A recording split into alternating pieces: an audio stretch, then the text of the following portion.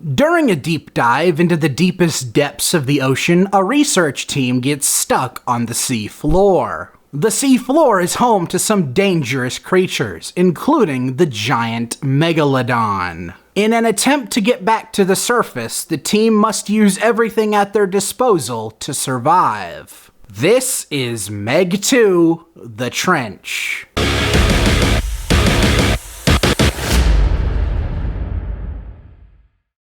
Meg 2: The Trench is the sequel to 2018's The Meg. A sequel I honestly didn't expect to happen, but hey, here we are. And yes, I know this review is coming out a month after it came out, but I kind of just wanted to see this one for a multitude of reasons, and none of them being the fact that I was excited for it. But the two big reasons I wanted to see this film, even as late as I did, were I wanted an excuse to wear my Quint's fishing hat in a video, but it turns out my head's too big, so I had to settle for just the thumbnail. And B, I realize if I stay on track with reviews, my 100th review will be a very, very, very special movie. Why does he call it on-cue reviews? The reviews are never on cue. Now, 2018's The Meg was a nothing too special, but nothing too insulting monster movie. It was cheesy and campy, but I definitely think I enjoyed it overall. Except for the beginning of the film, where it takes place entirely within a deep, dark trench. So my hopes were equally as high for Meg 2: The Trench, right? Right? This movie takes everything I didn't like about the first Meg film and do an entire movie on it almost. This movie is so boring. A monster movie should not be boring. And the film's tiny bit of entertainment only comes at the end, and it feels so tacked on. Amongst all of the characters or fodder in the film, the only two I think that are at all memorable are Jason Statham and Shuya Sophia Kai. Two of, I want to say, 4 returning characters from the Meg 1. For what it's worth, I think they have a good father-daughter relationship in this film, and it's fun to see Jason Statham play a fatherly character. As for anyone else in this movie, well boy. Now, the film does introduce a brand new character into the film, and he has to be one of the luckiest characters in all of fiction. I want to say about like 20-ish minutes into this movie, you are going to wonder if this character can die, and honestly hope this character dies just to see if he can. I'm not saying you want him to die because his character is a bad person.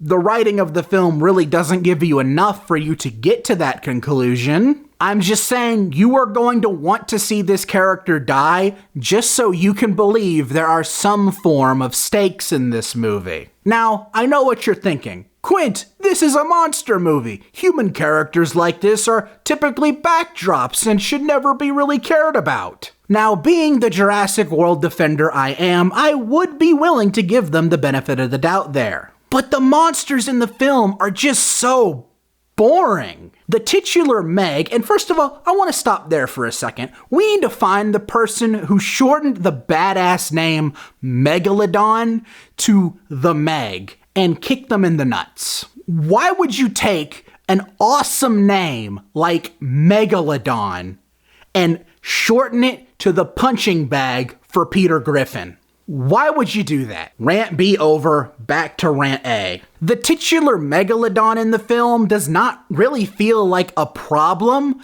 until the very tacked on end. Most of the time our lead heroes are fighting what I can only describe as giant iguanas. Giant iguanas that know how to rip off the Lost World Jurassic Park. And maybe, just maybe, I could wrap my head around like, hey, the seafloor, there's a bunch of crazy wildlife down there that even in the real world we haven't studied. So maybe, just maybe, I could have fun with all of the fictional stuff that the movie wants to throw at us. I could definitely try, if I could see it. You know the problem of setting your movie at the bottom of the seafloor? The seafloor is dark.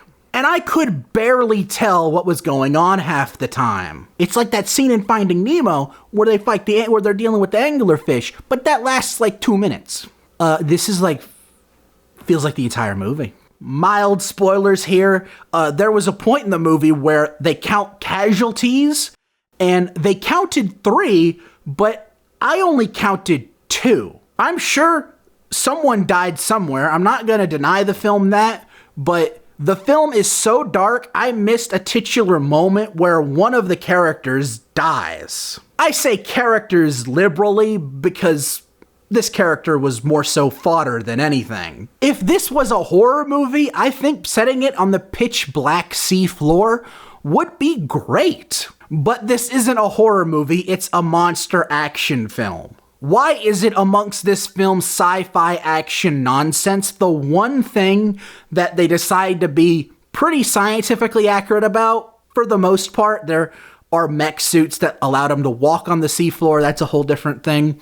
But the one thing they decide to be scientifically accurate about is that there is not much light, if any, on the seafloor. Jason Statham may be able to outrun 3 megalodons on a jet ski, but the seafloor, you can't be able to see much in it apparently. You know what's great about making a fictional movie is that you can take liberties and it just be brushed off as it's a fictional movie. Why they didn't do that for the seafloor and actually let me see the seafloor, I'll never know. Maybe that was for the best, because once you actually see some of these creatures on dry land and in the daylight, the effects aren't that good. All of this wraps up with the traditional monster movie flair where the monsters are attacking civilians. And that is where I think there is some mild enjoyment to be had, very mild. It just feels so tacked on. Like I have never and will never read the book that this is based on,